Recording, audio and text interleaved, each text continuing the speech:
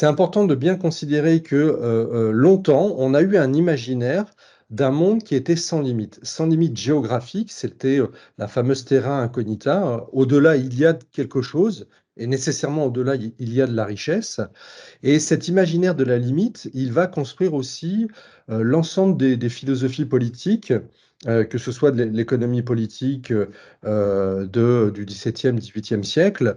Ça va être aussi la manière dont ce qu'on appelle l'humanisme, hein, la philosophie de la modernité, conçoit un imaginaire de l'émancipation des hommes comme quelque chose qui est constamment possible d'étendre, de renouveler grâce à l'imagination, hein. Chacun sait qu'il n'y a pas de limite à l'imagination et à l'innovation de l'esprit humain.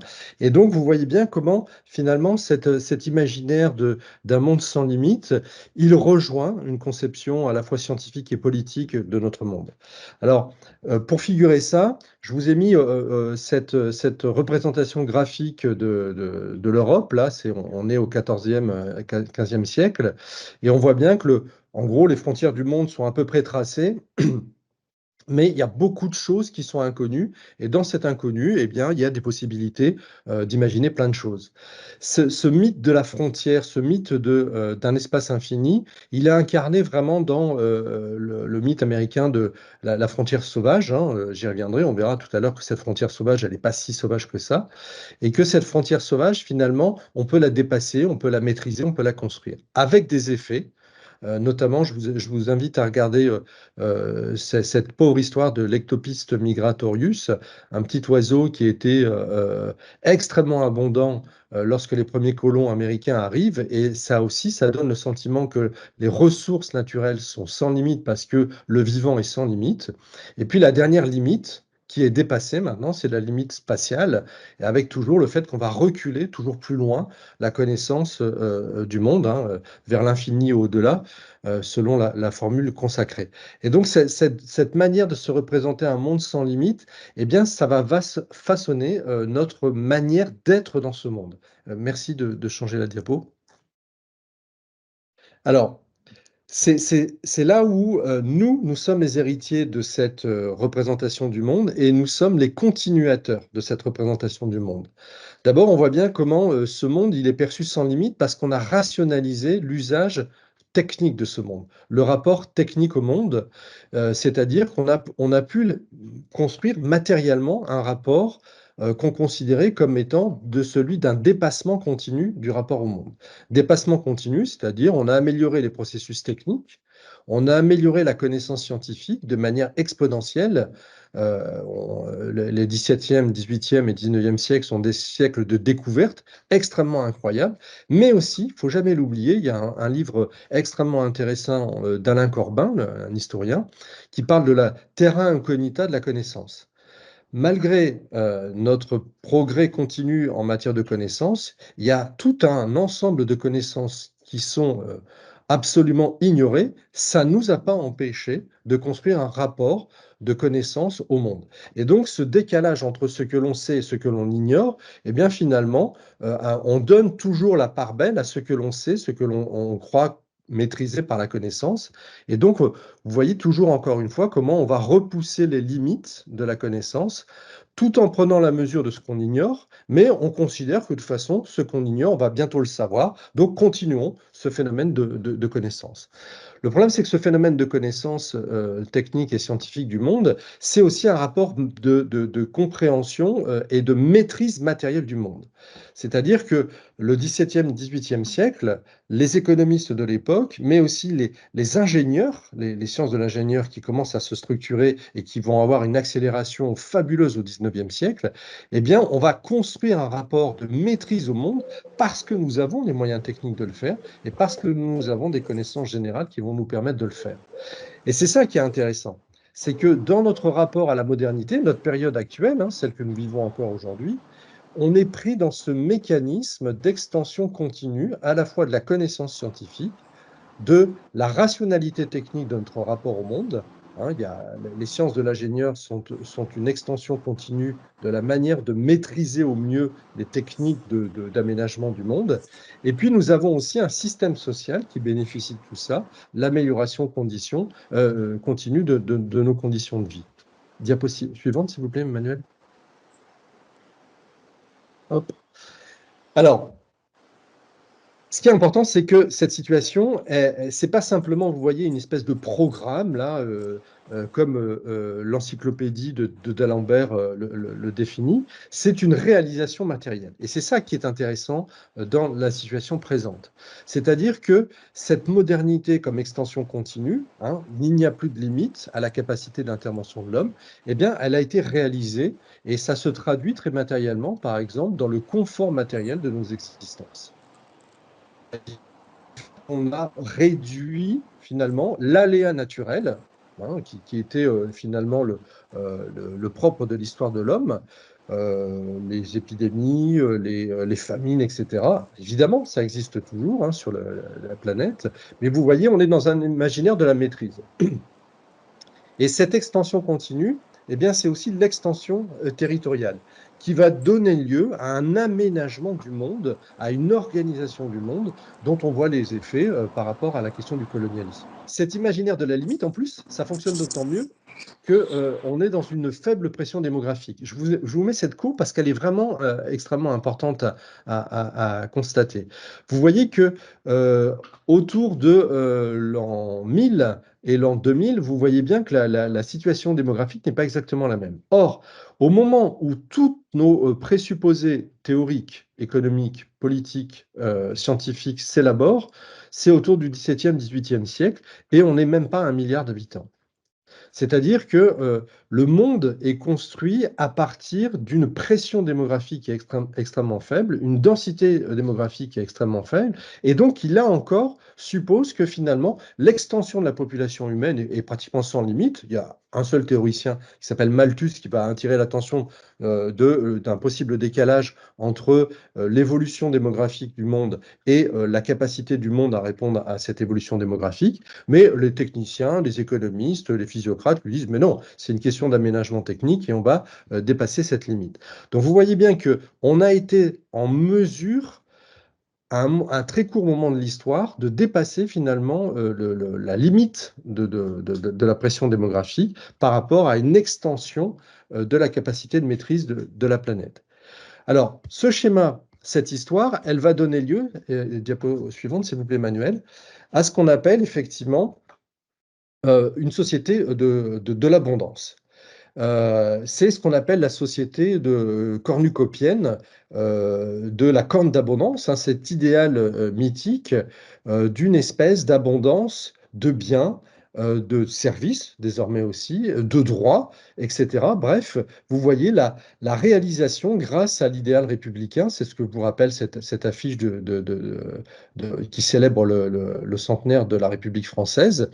En bas, vous avez la corne d'abondance qui est celle de la réussite matérielle, de l'approvisionnement continu de ressources et de ressources en plus. Si vous voyez l'affiche, c'est des ananas, des bananes, enfin des fruits exotiques. Autrement dit, vous voyez, au premier plan en bas, vous avez l'agriculture qui a été maîtrisée grâce à la science agricole.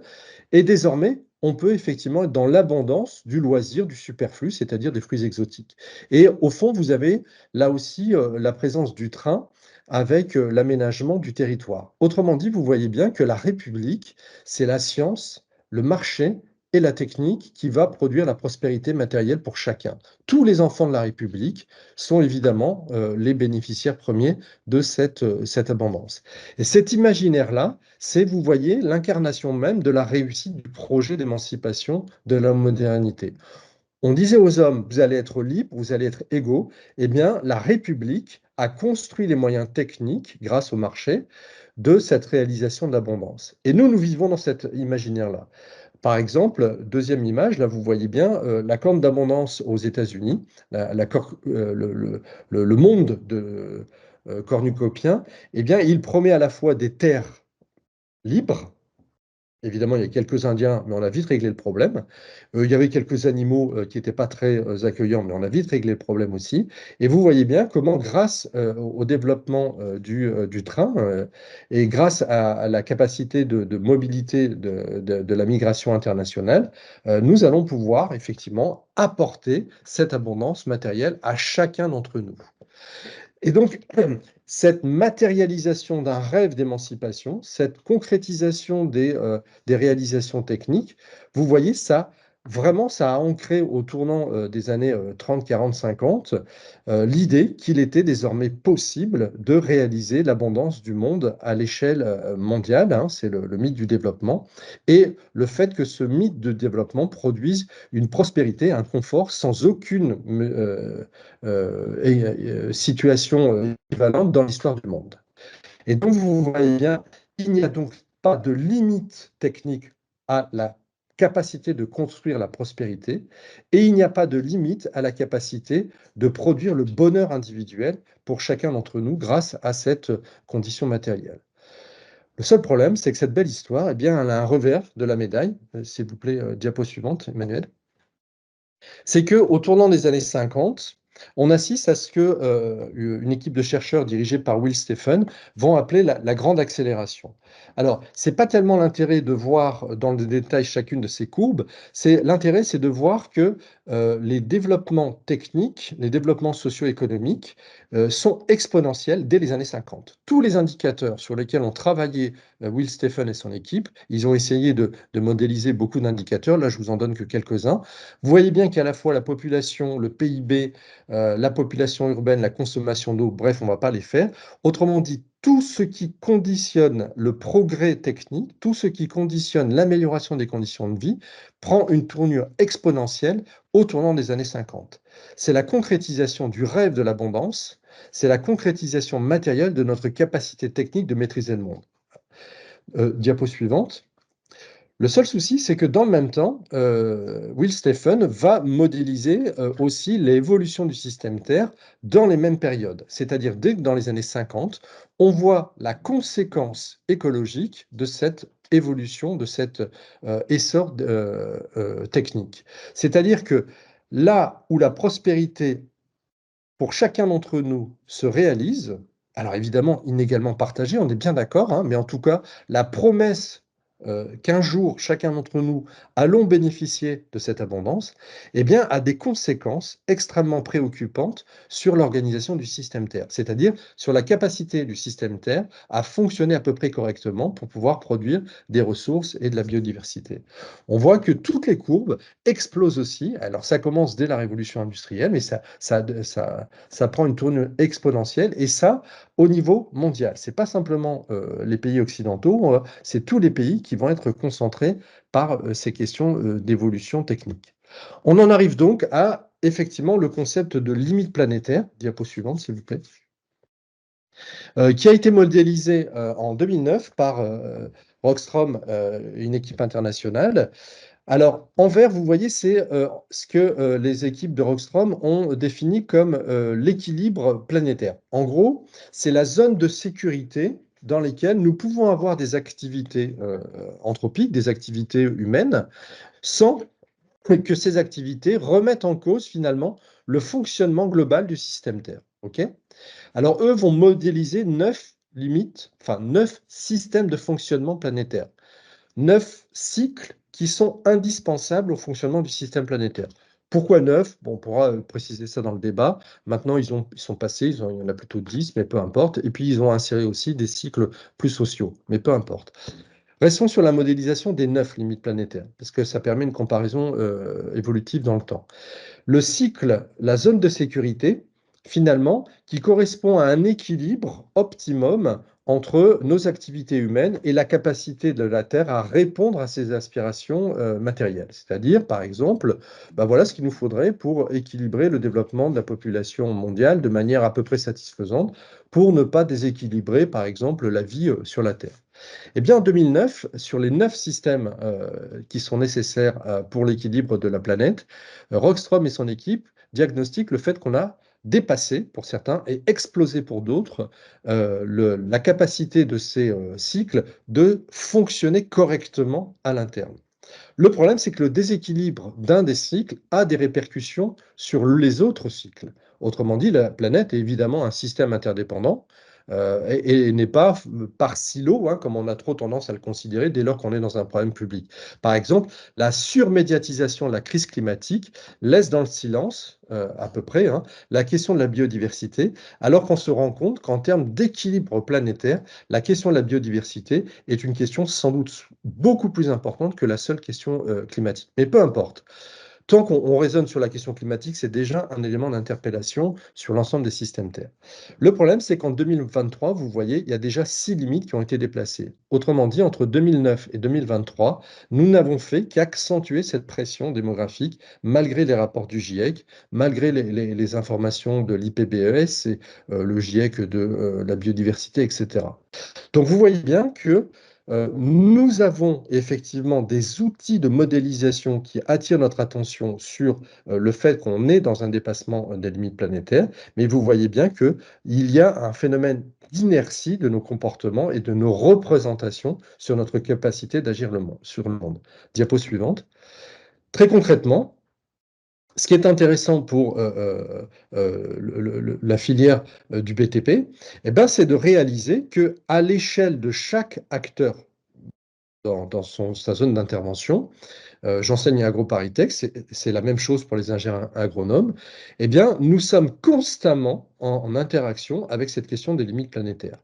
Je vous mets par exemple la tension sur les composants critiques pour l'Union européenne, et vous voyez bien que bah, vous pourrez retrouver l'ensemble de ces éléments dans la chaîne de construction de réalisation du BTP, à la fois dans vos interventions directes et dans vos interventions indirectes, c'est-à-dire le fait que la construction du BTP va supposer la mobilisation d'un certain nombre de ressources, etc., etc. Alors, on va donner un exemple assez intéressant qui est celui du sable. Diapo suivante, s'il vous plaît.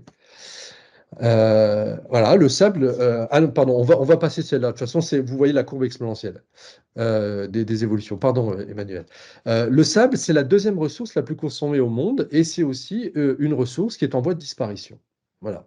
Mais nous continuons à imaginer, si vous voulez, un mode d'aménagement, d'organisation de l'espace. Alors, nous serons incontestablement obligés d'être plus économes dans la gestion de la ressource, mais vous voyez que la pression internationale euh, et la nécessité de l'utilisation de cette ressource dans une multitude d'espaces, les hôpitaux, les autoroutes, les centrales nucléaires, etc., nous aurons la nécessité d'une accumulation de ce besoin, alors même que nous savons que la ressource, elle est limitée. Et donc, vous voyez bien comment on est dans une perpétuelle dissonance entre l'acceptation d'une réalité objective, il y a une limite, et la nécessité, malgré tout, de la négocier en permanence. Alors, on va optimiser les process, on va différer, on va finalement faire un peu l'autruche parfois, etc. Mais vous voyez bien que la réalité objective, elle est celle-là. Diapo suivante, Emmanuel. Et donc, ce n'est pas simplement un enjeu pour la société occidentale, hein, comme on a tendance souvent à le résumer. On voit bien que la consommation de sable, eh bien, c'est un objectif d'indépendance et de souveraineté nationale.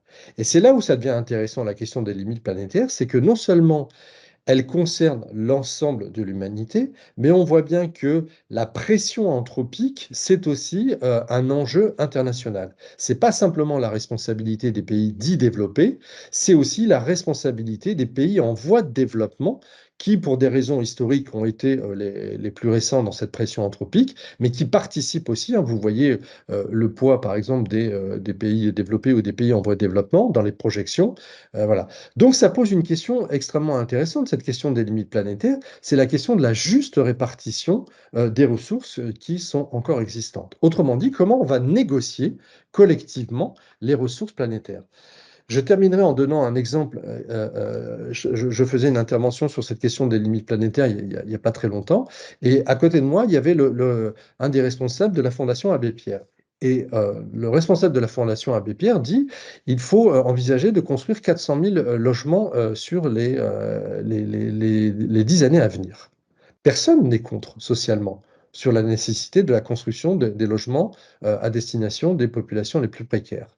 Le seul problème, c'est que quand vous confrontez cette logique-là avec la raréfaction des ressources, c'est la question de savoir comment on va élaborer la capacité de ces logements.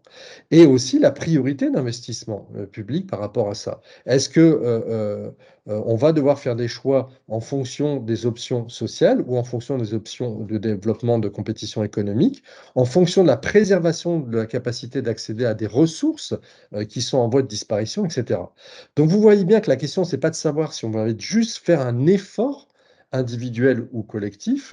La question, c'est de savoir comment on va hiérarchiser la priorité de nos choix d'organisation. Je ne parle pas de notion de développement parce que c'est vraiment une notion qu'il faut remettre en considération. Et donc, vous voyez bien que chaque choix technique que nous sommes obligés de formuler dans nos espaces professionnels, eh bien, pose à chaque fois sa relation avec la question des limites planétaires. Et ce qui est intéressant dans cette optique-là, c'est que ce constat de un monde illimité est sacrément remis en question par rapport à la réalité matérielle qu'on vit aujourd'hui, mais vous voyez aussi comment ça interroge notre situation personnelle, notre capacité à imaginer notre prospérité dans un monde de plus en plus contraint. Merci. Voilà, c'est ce que je disais, la contribution de la France aux 9 limites planétaires. À titre individuel, bien, nous pouvons nous situer dans chacune de ces contributions sur les limites planétaires. C'est-à-dire qu'aucun d'entre nous ne peut s'extérioriser de sa responsabilité dans la contribution des limites planétaires. Et c'est encore plus vrai dans nos capacités professionnelles d'intervention. C'est-à-dire que notre autonomie d'intervention dans l'espace professionnel, il est encore plus limité. Lorsque vous avez une commande publique qui vous demande de faire une centrale nucléaire, bah, vous n'allez pas vous poser la question de savoir si, un, c'est utile la centrale nucléaire, deux, est-ce qu'il n'y a pas d'autres priorités que les centrales nucléaires, etc. Vous répondez à la commande publique et donc votre autonomie d'intervention sur la capacité de maîtriser les limites planétaires est d'autant plus diminuée. N'empêche que, eh bien, on voit bien que chacune de nos décisions, de nos actes, ont des conséquences sur la contraction de ces limites planétaires. Voilà. Excusez-moi, j'avais oublié cette diapo, Emmanuel. Merci.